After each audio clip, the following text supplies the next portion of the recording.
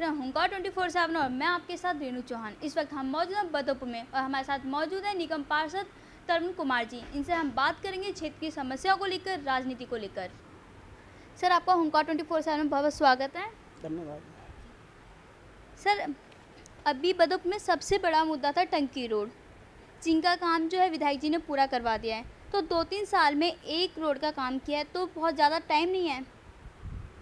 ये तो देखो जनता से पूछिए ना आप। मेरे को तो खैर मैं तो कहूँगा इस बात के लिए कि जो व्यक्ति, जो विधायक एक रोड को 3 साल में बनवा रहा है तो विकास क्या करेगा। जिस व्यक्ति ने एक रोड को बनाने के लिए 3 साल का समय ले लिया, वो विधानसभा में विकास क्या करेगा।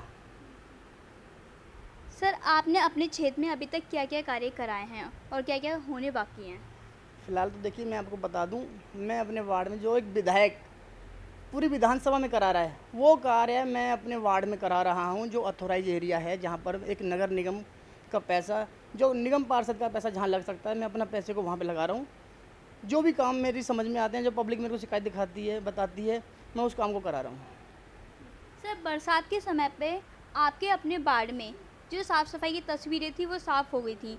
वहीं बात करें गौतमपुरी की, तो वहाँ पे जो जल भराव की समस्या उत्पन्न हुई थी, तो इस बारे में आपका क्या कहना है? देखिए, मैं आपको बता दूं, गौतमपुरी को बसे हुए मेरे ख्याल से आज 18-19 साल हो गए। और 18-19 साल की पहले की जो आबादी थी वो मेरे ख्याल से 10-15 हज़ार लोगों की आबादी थी। आज से 18-19 साल पहले जब राम सिंह नेताजी विधायक हुआ करते थे तो उन्होंने वहाँ पर नालियाँ बनवाई थी 10-15 हज़ार के लोगों की आबादी के हिसाब से, ठीक है ना। और आज के टाइम में, प्रेजेंट के टाइम में वहाँ पे आबादी है 40-50 हज़ार प्लस। 22 हज़ार तो वहाँ पे वोटर हैं। 40 हज़ार प्लस मैं इसलिए बता रहा हूँ क्योंकि वहाँ पर 20 हज़ार लोग ऐसे हैं जिनके पास आईडी प्रूफ ही नहीं है, जो अपना मस्त खाते हैं, मस्त पीते हैं, मस्त सोते हैं। सर, बदोपुर में सबसे बड़ी समस्या जो दूसरी वो है जाम की समस्या, और उसको लेकर हम विधायक जी से बात करें या सांसद जी से बात करें, तो दोनों ही अब उस समस्या को सुलझाने में असक्षम साबित हुए हैं। तो आखिर की ये समस्या कौन सुलझाएगा? देखिए, इससे पहले मैं उस बात का जवाब दे दूँ जो अभी आपने मेरे से पूछा था गौतमपुरी में जल भराव के बारे में, तो मेरे जवाब पूरा नहीं हो पाया। वहाँ पर जो मेन प्रॉब्लम है ना, अगर आपने देखा होगा, मेरे अंडर में वहाँ की सिर्फ नाली, नाले, स्ट्रीट लाइट, ये 3 काम आते हैं। मैं अगर वहाँ पे कुछ करा सकता हूँ, या तो नाली साफ़ करा सकता हूँ, नाले साफ़ करा सकता हूँ, खम्भों पे लगी स्ट्रीट लाइट साफ ठीक करा सकता हूँ। जब तक वो नाले बड़े होकर चौड़े नहीं बनेंगे, उनका लेवल नहीं रहेगा, जब तक वहाँ पर गौतमपुरी में साफ़ सफाई नहीं हो सकती। अभी नगर निगम के इलेक्शन हुए थे 1.5 साल पहले, तो मैं आपको बता दूँ 1.5 साल पहले नगर निगम के इलेक्शन से 6 महीने पहले पंडित नारायण दत्त शर्मा जी ने गौतमपुरी चामुंडा चौक पे आके एक उद्घाटन किया था। वो पत्थर आज भी लग रहा है उस दीवार पे।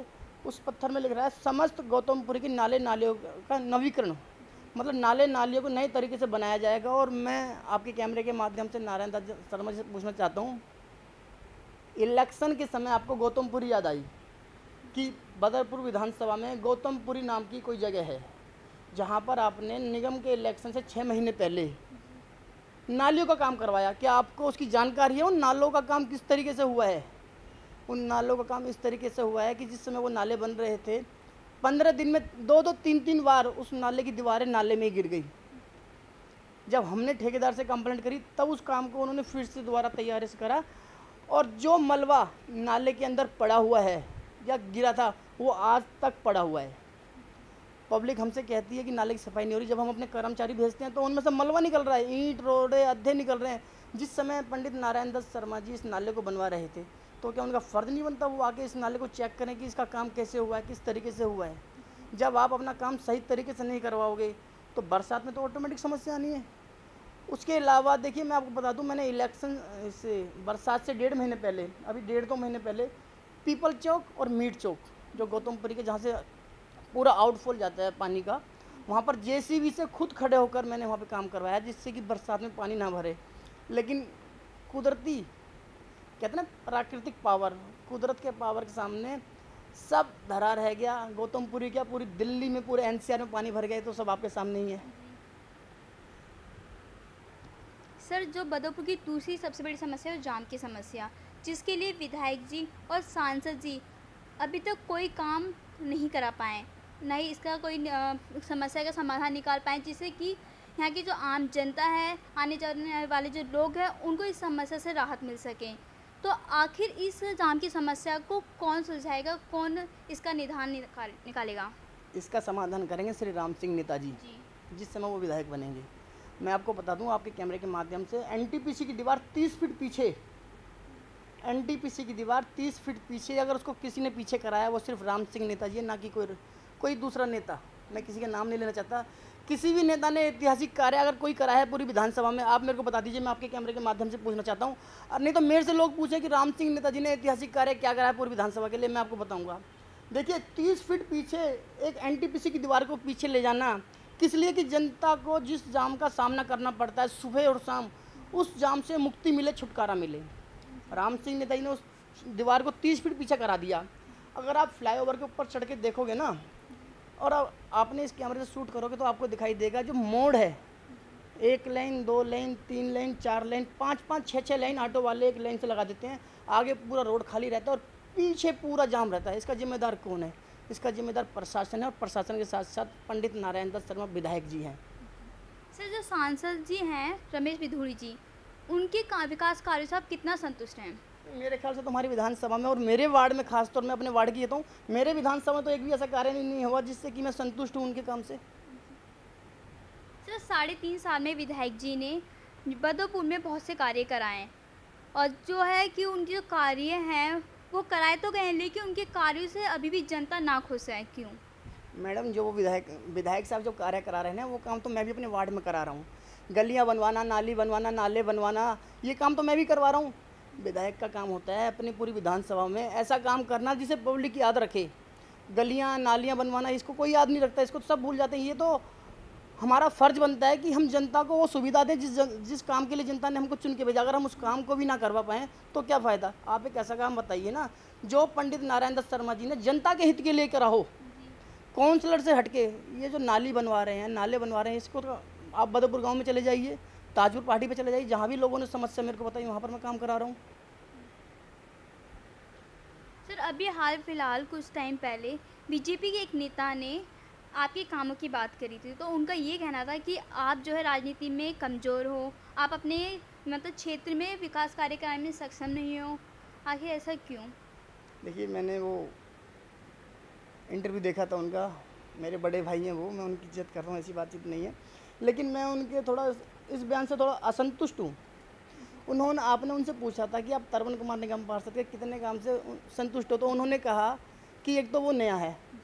बिल्कुल मैं नया हूँ, जीता हुए मेरे को 1 साल हुआ, लेकिन मैं पिछले 20 साल से राम सिंह नेताजी की छत्र छाया में समाज सेवा करता आया हूँ। तो वो जो नया शब्द उन्होंने कहा वो थोड़ा मेरे को अजीब सा लगा। और मैं आपको बता दूँ, उन्होंने एक बात कही थी, तरवन कुमार निगम पार्षद क्या काम करवा रहा है?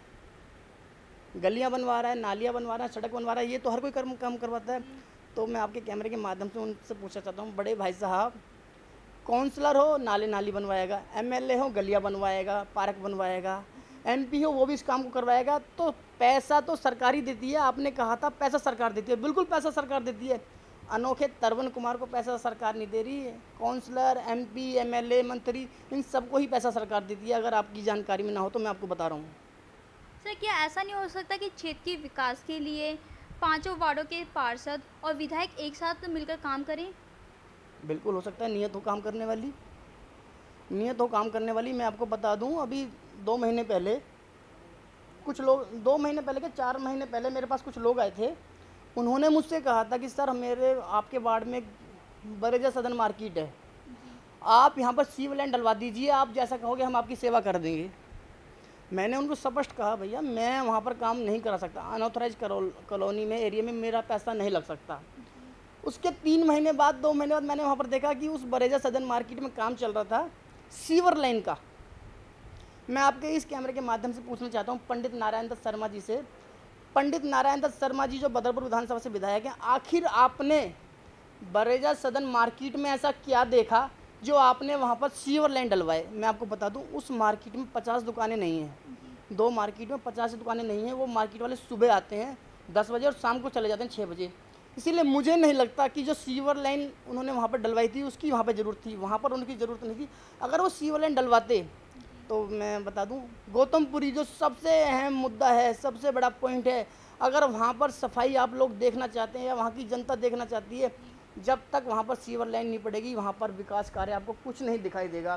पर मेरी समझ से बाहर है कि पंडित नारायण दत्त शर्मा जी ने अगर कुछ विकास कार्य कराया मेरे वार्ड में, वो भी उद्योगपतियों की मार्केट में, सीवर लाइन डलवा दी। मैं फिर अपनी बात रिपीट करता हूँ, अगर उनको काम कराना था गौतमपुरी बदरपुर एक्सटेंशन 40 फुटा ताजपुर रोड, गोयल फार्म, बुद्ध विहार, ताजपुर पहाड़ी में सीवर लाइन डलवाते हैं ना, जहाँ पर पब्लिक को उसका सुख मिलता। उन्होंने किस लालच में, किस क्या लालच था आखिर ऐसा जो उन्होंने वही सीवर लाइन का कार्य उस मार्केट में करवाया। मैं आपके कैमरे के माध्यम से पूछना चाहता हूँ, अगर हो सके तो पंडित नारायण दत्त शर्मा जी मेरे इस बात का जवाब जरूर दें। सर, आपकी जो विकास क्षेत्र में अभी और क्या कार्य रह गए हैं जो आपको कराने हैं? बिल्कुल, देखिए जब मैं निगम पार्षद बनकर आया था तो सबसे बुरा हाल मेरे वार्ड में मैं आपको बता दूं गौतमपुरी का था। गौतमपुरी के जो शौचालय थे वो डूसुफ के पास थे, दिल्ली सरकार के पास थे, और पूरी गौतमपुरी कॉलोनी ही डूसुफ के पास थी। तो जब हमने उस पर भागदौड़ करी तो ये मेरे ख्याल से अभी 6 महीने पहले, 7-8 महीने पहले इनका काम कंप्लीट तैयार होकर ये एमसीडी के हैंडओवर हुए हैं। एक वहाँ की जो सबसे बड़ी हालत ख़राब थी पार्कों की, गौतमपुरी के पार्कों में जहाँ पर कहते हैं ना बच्चे खेलते हैं, इंसानों का उठना बैठना हो, उस पार्क को यूज कर रहे थे वहाँ के ढोर, वहाँ के जानवर। अगर आप उन पार्कों की स्थिति देखोगे तो मेरी समझ से वहाँ पे आप ये नहीं कह सकते कि यहाँ पे ये इंसान के मतलब का पार्क होगा। और आपके कैमरे के माध्यम से मैं बताना चाहता हूँ, 1 साल पहले, 1.5 साल पहले जब हम जीत कर आए थे तो मैंने डूसुफ के एक्सीएम मिस्टर प्रोथी जी हैं, उनसे मैंने संपर्क किया था कि मेरे वार्ड में गौतमपुरी कॉलोनी है, यहाँ के जो पार्क हैं उनकी दुर्दशा बहुत ही खस्ता, बहुत ही ख़राब हुई पड़ी है। तो उन्होंने मेरे से कहा था कि ये पार्क हमने एमसीडी को हैंडओवर कर दिए। सर, एमसीडी को हैंडओवर कर दिए, लेकिन मैं आपको बता दूं, फिर मैं कहते हैं ना जहाँ पर 2 महकमे आ जाते हैं वहाँ पर काम लेट हो जाता है। जब मैंने ये बात अपने एमसीडी में पूछा तो एमसीडी वालों ने कर दिया कि हमारे पास कोई ऐसा लेटर ही नहीं आया। तो मैं पिछले 1.5 साल से इस पर कार्रवाई कर रहा हूँ, और अभी मेरे पास 2 महीने पहले मिनट्स की मीटिंग आई थी जो मैंने डूसुफ से मांगी थी कि मुझे वो कॉपी दी जाए कि वो आखिर कॉपी है कहाँ, अगर है ऐसी कोई मीटिंग हुई है मिनट्स में तो मुझे वो कॉपी दी जाए। जिस दिन उन्होंने मेरे को वो कॉपी दी, मैंने उसी दिन एमसीडी में हलचल मचा दी कि जिस डिपार्टमेंट ने एमसीडी को आपको कोई पार्क हैंडओवर कर दिए तो आप मना कैसे कर सकते हो। तो उन्होंने अपनी गलती मानी और मेरे ख्याल से आज उसकी पूरी कार्रवाई हो गई। आज डूसुफ ने एमसीडी को वो पूरे कागज़ समेत पार्क हैंडओवर कर दिए, और मैं आपको विश्वास दिलाता हूँ कि मैं अपने कार्यकाल में गौतमपुर के जो पार्क बेकार पड़े हैं उनकी हालत बहुत ज़्यादा सुधार दूंगा। सर, 2019 में लोकसभा चुनाव होने वाले हैं, तो इसको लेकर क्या क्या नए विकास कार्य कराए जाएंगे? देखो 2019 में लोकसभा होंगे, ये तो एमपी साहब बताएंगे ना क्या क्या कराएंगे। सर, 2019 में लोकसभा चुनाव होने वाले, तो कांग्रेस की क्या तैयारी चल रही है? कांग्रेस की तैयारी तो बड़े लेवल की बात है, हमें तो अपने वार्ड में पता है कि क्या करवाना है। हमें इतना पता है अगर 2019 में कांग्रेस की सरकार भरपूर आएगी, 7 सीटों पे हम जीतते हैं, तो दिल्ली जो विकास कार्य रुके पड़े हैं पिछले 5 साल में, उन विकास कार्य को 3 गुना ज़्यादा से बढ़ाकर स्पीड कराई जाएगी, और दिल्ली में जो विकास की लहर रुकी हुई है उसको आगे बढ़ाया जाएगा। सर, अभी जो विपक्षी दलों का बाबा चुनाव आयोग से यही कहना है कि लोकसभा चुनाव ईवीएम की जगह बैलेट पेपर पर होने चाहिए। क्या वाकई में चुनाव बैलेट पेपर पर होने चाहिए? बिल्कुल बैलेट पेपर पर होने चाहिए, मैं बिल्कुल समर्थन करता हूँ इस बात का। तो सर, जैसे कि कहा जाता है चुनाव की ईवीएम मशीन में गड़बड़ी थी तो इस वजह से कोई पार्टी जीत गई या हार गई, तो क्या वाकई ईवीएम जो मशीन है उसमें गड़बड़ी होती है? बिल्कुल गड़बड़ी होती है। देखो ताजपुर पहाड़ी पे स्कूल पढ़ता है, नया स्कूल, जब मेरे इलेक्शन था तो वहाँ से एक लड़के का फ़ोन आया जो हमारा एजेंट बना हुआ था, बूथ एजेंट। उसने कहा भैया यहाँ पे वोट गिरी है 12 और मशीन शो कर रही है 48। जब मैंने वहाँ पे जाके पूछा, सबसे पूछा, मैंने कहा उसको वोटिंग रुकवा दो वहाँ पे। जब मैंने वहाँ पे जाके पूछा, सबसे पूछा, आम आदमी पार्टी, बीजेपी, कांग्रेस, बीएसपी, तो सब ने बताया भैया 12 वोटिंग हुई है, तो स्टार्टिंग की बात है। और जब मैंने मशीन चेक करा तो रियल में 48 वोट थी। मैं आपके कैमरे के माध्यम से पूछना चाहता हूँ, वो 48 वोट कहाँ से आ गई? जब वोट ही 12 गिरी हैं तो 48 वोट कहाँ से आ गई? फिर उस मशीन को दोबारा से खोल के चेक करा गया, फिर से उसको चालू करके। सर, आपकी आगे की रणनीति क्या है? मेरी आगे की रणनीति ये है कि अपने वार्ड के साथ साथ पूरी विधानसभा में एक काम की लहर फैलाना, और इसके लिए हमें राम सिंह नेताजी के लिए मेहनत करनी पड़ेगी। राम सिंह नेताजी जिस दिन विधानसभा जीत कर आएंगे उस दिन इस विधानसभा में फिर से विकास की एक लहर उठेगी। और मैं आपके कैमरे से माध्यम से कहना चाहता हूँ, बिल्कुल 100% जितने भी विकास कार्य रुके हुए हैं राम सिंह नेताजी के जीतने के बाद वो सारे 3 गुना स्पीड में बढ़ाए जाएंगे। सर आपका बहुत बहुत धन्यवाद, आपने अपना कीमती टाइम हुंकार 24/7 को दिया। धन्यवाद। जैसा कि आपने देखा कि हमने तरुण कुमार जी से क्षेत्र की समस्याओं को लेकर और राजनीति को लेकर बात की, तो उनका यही कहना है कि आने वाले समय में वो क्षेत्र के विकास के लिए और भी नए कदम उठाएंगे, जितनी भी क्षेत्र की समस्या है उनका निदान करेंगे। और 2019 के लिए भी हमने उनसे बात की, तो उनका यही कहना है कि 2019 में जो चुनाव होने वाले हैं उनके लिए भी खास तैयारी चल रही है। फिलहाल आप बने रहिए हुंकार 24/7 के साथ। धन्यवाद।